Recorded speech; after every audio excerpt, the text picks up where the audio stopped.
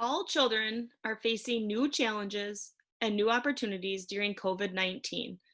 These challenges are evolving as we navigate going back to schools in person. This webinar has been developed to provide guidance to parents about how accessibility for children who are deaf and hard of hearing may be affected because of the protocols put in place at schools when returning from COVID-19. This webinar will provide you with an outline of some problems your child may face and some possible solutions about how to support your child through this challenging transition. It is important to remember that solutions continue to be explored and are evolving. All of the people you see in this webinar are either deaf or hard of hearing themselves and are sharing lived experiences from their perspectives.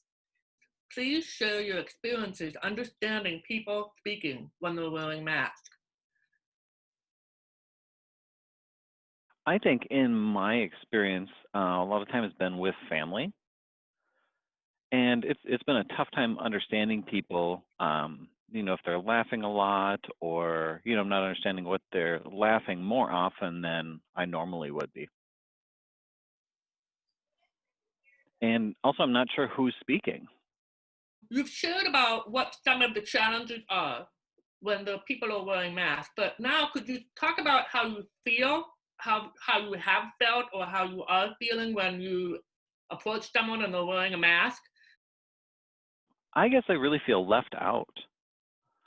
It really makes me feel lonely, sad, and I almost feel like people don't enjoy me. What are some tips that you have for parents when they're communicating with a deaf or hard of hearing child when they're wearing a mask in public or when they're riding in the car and they might be wearing a mask?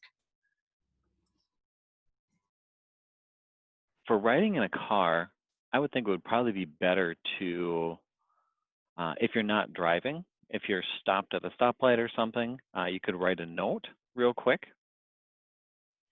and to give that to the kids.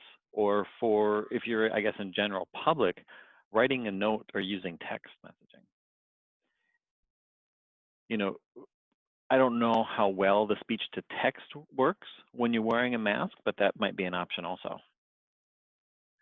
From my family, when we go grocery shopping, I usually can't understand what my parents are saying with their mask on because there's all this background noise cutting in. So they will text me if they're going somewhere, or if we're in the same aisle, but I'm gonna stay in that aisle and grab whatever I need to grab, and they're gonna leave. They'll get my attention and they'll point over to where they're gonna go, so I know that they're leaving the aisle, like what direction to go walk in when they're leaving, and just being very visual with them instead of auditory, texting where you're going, writing it down, or being closer to them instead of being on opposite sides of the aisle.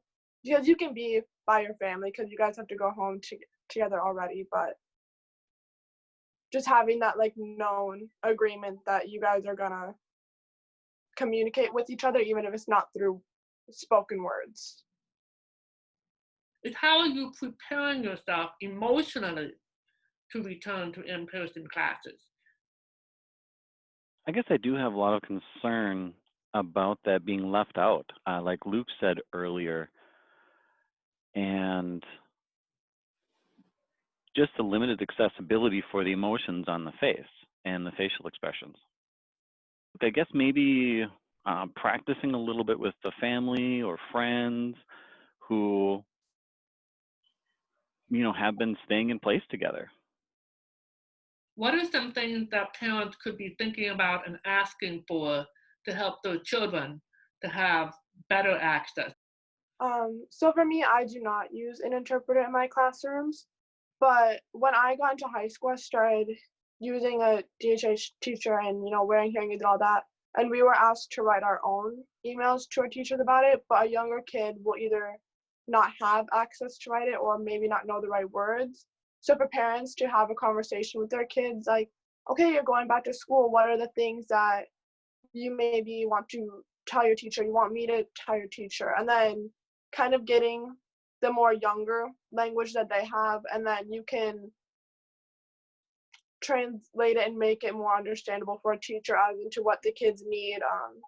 If they need more help with a certain subject or a certain area, is there like a cart or an interpreter that they want to try out or that they had before that they need?